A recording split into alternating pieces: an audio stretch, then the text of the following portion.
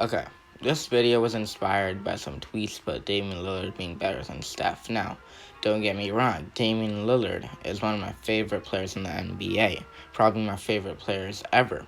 I mean, I just love the way he plays. I love how he can pull it from anywhere. I love his clutch ability, but this is getting too far.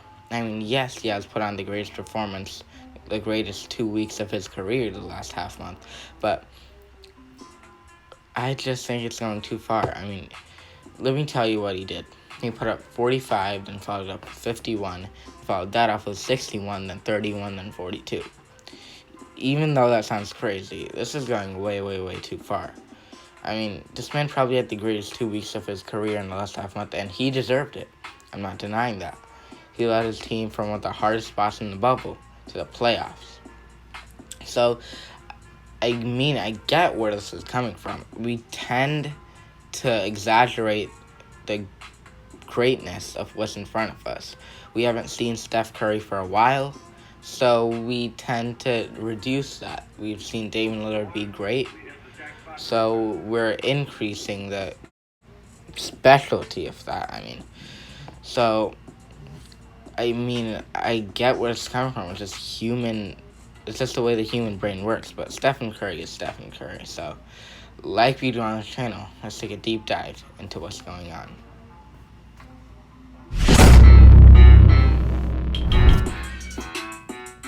So, we're now going to compare Dame and Steph. You have to see where this comparison is coming from. So, let's see. They're both point guards. They're both the leaders of their team. They both shoot a ton of three-pointers, and they both shoot from 40 feet out on a regular basis. As you can see, you would be a fool to say that Dame and Steph don't play like each other, that they don't have a similar play style. And this just makes the comparison and deciding that who is better a whole lot easier. However, if you keep looking, you can start seeing differences. The differences such as the efficiency of the players. The fact that Dame didn't start shooting from deep until Steph Curry started pulling out from the logo.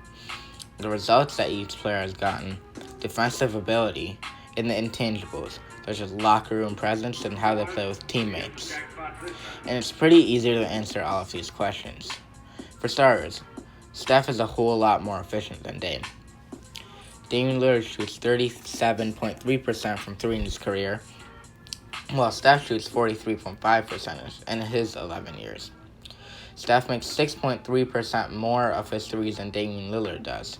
This includes his glass ankles here, which has to have brought it down.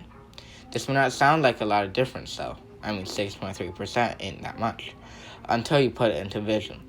Say they both shoot 300 threes in a season. I know that's low, but just bear with me. It's easier to look at it this way. If Steph Curry makes 6.3% more threes than Dame, then that's 19 more threes a season. Again, that might not sound like a lot, but 19 more threes is 57 more points. That might not sound like a lot either, until you put that in perspective. 57 points could be 20 nail-biting games, 20 close games, 20 games that require a clutch shot that you lose by 2 to 3 points. One more than the Portland Trailblazers and Damian Lillard. That could be the difference between an 8 seed and a 1 seed. All from those 57 points. So that's enough for the efficiency talk. Now, what I said earlier, let me repeat. Dame didn't start shooting from deep until Steph Curry started pulling out from the logo. This is a different way of saying that Steph Curry revolutionized the game of basketball. He worked hard, so guys like Damian Lillard and Trae Young can do what they do today. In fact, I made a whole video on why I think, if anyone, it's Trae that will pass Curry as the greatest shooter of all time. And I'm confident that someone in the coming generation can accomplish this daunting task. I'm confident because I've seen firsthand how crafty these kids get with the ball in their hands. Anyway, back to the video. Stephen Curry revolutionized the game of basketball. There's no denying it. He's the greatest shooter of all time, and he literally ended the era of big centers that started all the way from the beginning of the NBA to 2016. In one season, he changed the game fast of all. And that's something that's never going to happen again, no matter what.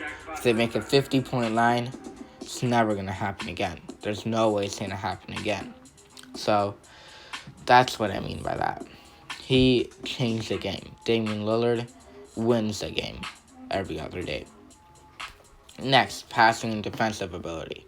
Steph averages 6.6 assists per game, and Dame comes in very close behind at 6.5. He has 6.5.1 below. But an argument could be made that Dame has had worse or less capable teammates than Curry. And it's true. But Steph has faced harder opponents in his career, better opponents. LeBron James for 5 to 7 games every year for 5 years in a row, or 4 years in a row, than Kawhi Leonard. All the playoff games he played. Plus, the Warriors had the hardest schedule in the league for 3 years in a row. So, it could go either way. As for defense, Steph led the league in steals in 2015-16 and is very underrated on the defensive end. And I'm not saying he's a great defender, but I'm saying he's certainly better at Dame at it, and he is a defender that you don't take for granted. Before we continue, please like and subscribe to my channel. I'm trying to grow this channel with some weekly bangers, so it would be much appreciated. Anyway, and intangibles, it's no debate. Steph has been called the best teammate ever by the likes of Kevin Durant. Plus, he's a 2-time MVP and 3-time champ. That can't hurt. The most Dame has managed is the Western Conference Finals, in which the Blazers got swept by who else but Steph Curry's Warriors. Without KD, I might add. But anyway, that's it for the comparisons, and it's pretty one-sided. Stephen Curry is one of the all-time greats, and there's no questioning it. But this bit ain't over yet.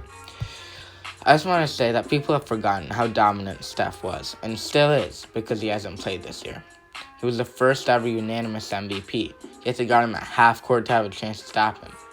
He was part of the team that tore apart the whole Western Conference for 5 years straight.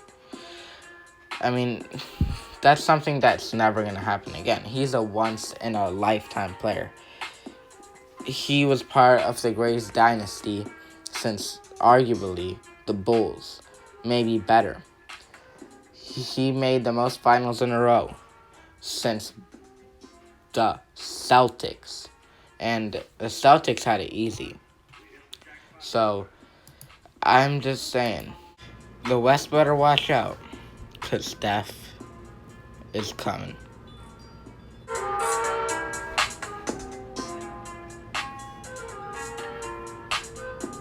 boys, we hit the jackpot this time.